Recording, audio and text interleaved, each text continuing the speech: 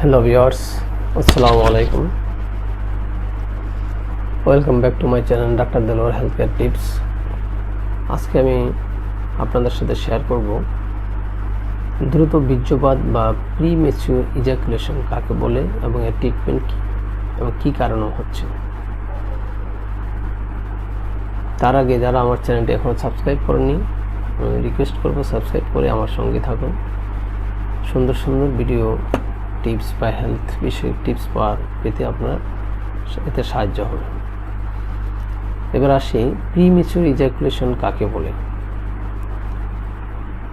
যদি কোনো বিবাহিত লাইফে গিয়ে কোনো বিবাহিত পুরুষের সেক্সুয়াল ইন্টারকোর্স করতে যেয়ে তার পার্টনার অথবা তার ওয়াইফের সাথে সেক্সুয়াল ইন্টারকোর্স করতে যেয়ে যদি তার বীর্য এক মিনিটের ভিতরে অর্থাৎ পেনিস তার ভেজানাতে ইনসার্ট করার 1 মিনিটের মধ্যে যদি তার বীর্য আউট হয়ে যায় তখন যে এই অবস্থাটাকে মেডিকেলের ভাষায় বলা হয় প্রিম্যাচিউর ইজাকুলেশন বা দ্রুত বীর্যপাত। আর এটা যখন ইনফ্রিকুয়েন্টলি ঘটে অর্থাৎ মাঝে মধ্যে হয় তখন এটাকে কোনো সমস্যা মনে করা যাচ্ছে না মেডিকেলের ভাষায়, কিন্তু যদি এটা ফ্রিকুয়েন্টলি মানে প্রতিদিনই ঘটে বা সপ্তাহে 7 দিনের মধ্যে 7 দিনই ঘটে, যখনই সেক্স করবে তখনই এই ঘটনা ঘটে তার সাথে, তখন বুঝতে হবে তার এটা কোনো একটা মেডিকেল সায়েন্সের একটা সমস্যা, মেডিকেলের ভাষায় এটা একটা সমস্যা ধরা হয়। এটা কীভাবে আমরা ডায়াগনোসিস করতে পারি? যদি আগেই বলেছি, যদি পেনিট্রেশন অর্থাৎ ভেজানার মধ্যে পেনিস ইনসার্ট করার 1 মিনিটের মধ্যে যদি তার বীর্য আউট হয়ে যায়, বের হয়ে যায়, তখন এটাকে আমরা ধরে নিতে পারি।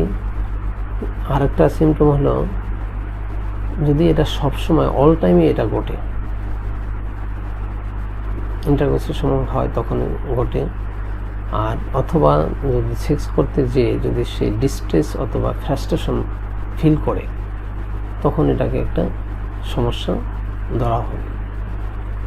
আগে বলেছি এটার সিমটম, এটার প্রধান এবং মেইন সিমটম হলো তার ইনএবিলিটি টু ডিলে ইজাকুলেশন অর্থাৎ দেরিতে ইজাকুলেশন, এটা তার দ্বারা সম্ভব না, অর্থাৎ দ্রুত এটা 1 মিনিটের মধ্যে ইজাকুলেশনটা হয়ে যাবে।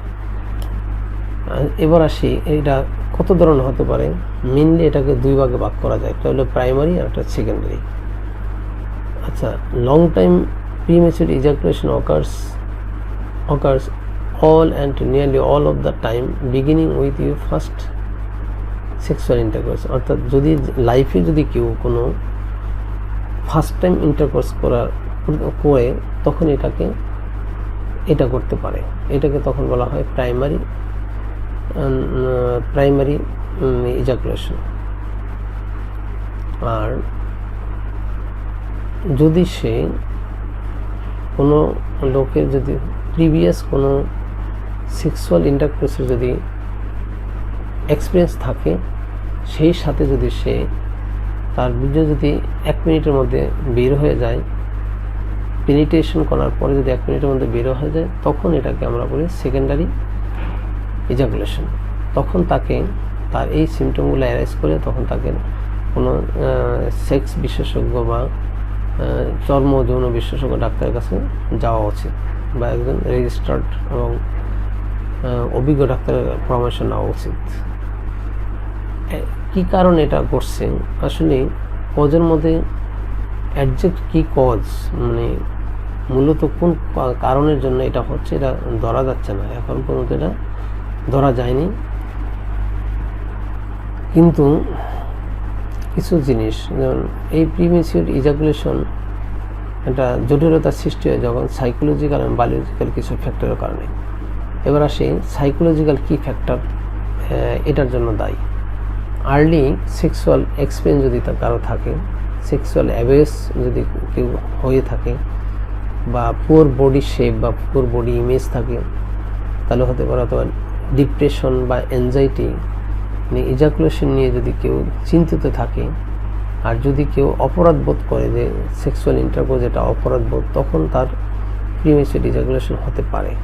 এছাড়াও আরও কিছু ফ্যাক্টর আছে।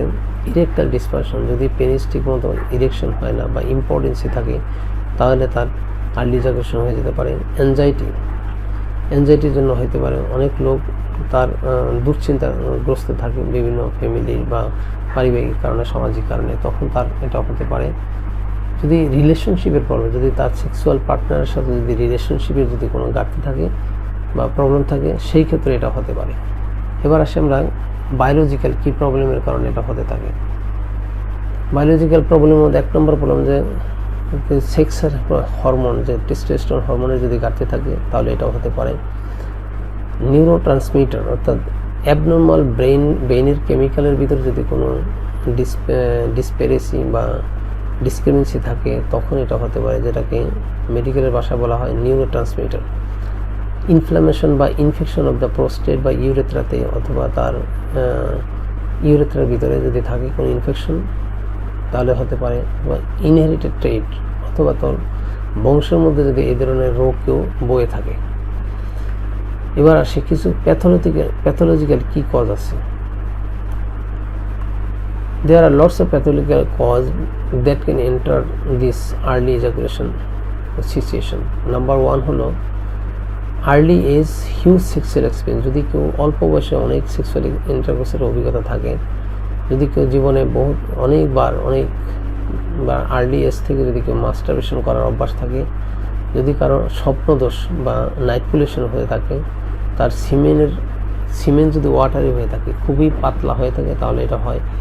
যদি কারো যদি অ্যালকোহল বা মাদক নেওয়ার যদি অভ্যাস থাকে, যদি জীবনে সে অনেক সেক্সুয়াল ইন্টারকোর্স মানে বেপরোয়া ডেসপারেটলি সেক্সুয়াল ইন্টারকোর্স করে থাকে তাহলে হতে পারে।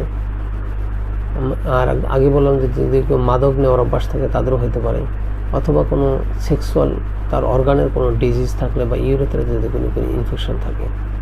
এবার আসি কী ফ্যাক্টর এটাকে আরও বাড়িয়ে দিতে পারে ডিজিজটা।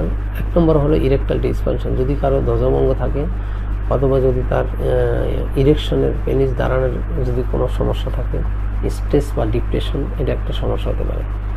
এবার আসে এটা কী কমপ্লিকেশন দেখা দিতে পারে লাইফে। স্ট্রেস বা রিলেশনশিপ প্রবলেম, যে এটাতে স্ট্রেসের কারণে তার ফ্যামিলির মধ্যে তার সমস্যা, রিলেশনশিপের সমস্যা হতে পারে, তার ফ্যামিলি ব্রোকেন হতে পারে, অথবা তার ইনফার্টিলিটি ডেভেলপ করতে পারে। এটা যদি কারো ভিতরে থাকে, এটা যদি কন্টিনিউ চিকিৎসাবিহীন এটা রেখে দেয়, তাহলে ওই পুরুষের ইনফার্টিলিটি দেখা দিতে পারে। এবার আসি আমরা কীভাবে ট্রিটমেন্ট করব। ট্রিটমেন্ট 2 ধরনের হতে পারে। একটা হলো ম্যানেজমেন্ট ট্রিটমেন্ট আর একটা হলো মেডিসিনাল ট্রিটমেন্ট। ম্যানেজমেন্ট ট্রিটমেন্ট হলো স্ট্রেস ফ্রি লাইফ এনজয় করা। নাম্বার 1, বি ফ্র্যাঙ্ক তার লাইফ পার্টনারের সাথে খুব ফ্রি হতে হবে। জীবনের জন্য চিরদিনের জন্য মাস্টারবেশন এটা বাদ দিতে হবে। আর স্বপ্নদোষের চিকিৎসা নিতে হবে প্রপারলি। আর রিলিজিয়াস কিছু অ্যাক্টিভিটিস, যারা বিভিন্ন ধর্মীয় কিছু কাজ, যে ধর্মের আছে রোগী, তাকে ধর্মীয় এই কাজগুলো করতে হবে। আর রেগুলার বেসিসে এক্সারসাইজ করতে হবে, পর্যাপ্ত পরিমাণ ঘুম যেতে হবে, পর্যাপ্ত পরিমাণ পুষ্টিকর খাবার খেতে হবে। আর এক্সেসিভ সেক্সুয়াল এক্সপিরিয়েন্সটা অ্যাভয়েড করতে হবে, লিমিট করে দিতে হবে। আর কারো পর্ণ ছবি দেখার অভ্যাস আছে, সেটাকে অ্যাভয়েড করতে হবে। এবার আসে কীভাবে হার্বাল ট্রিটমেন্ট করা যায়। হার্বাল ট্রিটমেন্টের মধ্যে শিমুল মূল, এটা বাজারে কোনো কবিরাজের দোকানে কিনতে পাওয়া যায়। অর্থাৎ শিমুল তোলার যে মূল আছে, এই মূল বাজারে বিক্রি করা হয়। এই মূল প্রতিদিন সকাল বিকাল খাঁটি মধু দিয়ে প্রতিদিন সকাল বিকাল 2টা মূল 2বার খেতে হবে। মনে রাখতে হবে এটা নরমটা খেতে হবে, কোনো শক্ত মূল খেলে কাজ হবে না। এবার আসি কিছু হোমিওপ্যাথিক ট্রিটমেন্ট। আমি কিছু হোমিওপ্যাথিক মেডিসিন এখানে মেনশন করবো। তার আগে বলে নিই, হোমিওপ্যাথিক ট্রিটমেন্টটা আসলে সিমটম বেসড হয়ে থাকে। টোটালিটা অফ সিমটম কালেকশন করে বা কেস টেকিং নিয়ে হোমিওপ্যাথি ডাক্তাররা এর উপরে মেডিসিন দেয়। আপনারা কোনো হোমিওপ্যাথিক মেডিসিন এটা ভালো ট্রিটমেন্ট আছে, আপনারা হোমিওপ্যাথিক ডাক্তারের শরণাপন্ন হতে পারেন, রেজিস্টার্ড এবং অভিজ্ঞ কোনো ডাক্তারের কাছে যেতে পারেন। আমি কিছু মেডিসিন এখানে মেনশন করতে পারি, যেটা হলো অ্যাসিড-ফস 3x, সেলিস নায়াগ্রা, যদি যাদের বয়স 40-এর উপরে যায় এবং এই রোগের সমস্যা হয় তারা এটা খেতে পারে। আর যাদের বয়স কম 40-এর নিচে বা 30 নিচে তারা অ্যাসিড-ফস খেতে পারে। আর যাদের শরীর খুবই লিন অ্যান্ড থিন এবং যারা অল্পতেই খুব ডিপ্রেসড হয়ে যায়, তখন তাদের ক্ষেত্রে ফসফরাস 30 এটা ইউজ করা যায়। বা সেলেনিয়াম, যে কোনো আর্লি ইজাকুলেশনের ক্ষেত্রে বা দাঁতের দুর্বলতার জন্য সেলেনিয়াম 200 এই মেডিসিনটা নিতে পারেন। সালফার 200 এটা, আর অশ্বগন্ধা মাদার টিংচার। এই মেডিসিনগুলো অ্যাট এ টাইমে খাওয়া যাবে না, ডাক্তারের পরামর্শ অনুযায়ী যে কোনো দুইটা এই পটেন্সি মেডিসিন বা হোমিওপ্যাথিক মেডিসিন খাওয়া যেতে পারে। তার সাথে খাইতে হবে বায়োকেমিক মেডিসিন। আচ্ছা, বায়োকেমিক মেডিসিনের মধ্যে নাম্বার 1 একটা মেডিসিন আছে নেট্রাম-ফস 60x, এটা 4টা করে বড়ি গরম পানির সাথে প্রতিদিন 3 বার সকাল দুপুর রাতে খেতে হবে। তার সাথে আরেকটা মেডিসিন আছে নেট্রাম-মিউটেম, অর্থাৎ নেট্রাম-মিউর 30x, এটারও 4টা করে বড়ি সকাল দুপুর রাত্রে গরম পানির সাথে মিশিয়ে খেতে হবে। এলো ট্রিটমেন্ট সিস্টেম। যদি কারো আমার ভিডিওটা ভালো লেগে থাকে তাহলে শেয়ার করবেন, লাইক করবেন, অন্য কাউকে দেখার সুযোগ করে দেবেন। আজকে এই পর্যন্তই, আগামীতে দেখা হবে অন্য নতুন কোনো ভিডিওতে নতুন কোনো সমস্যা নিয়ে। আল্লাহ হাফিজ।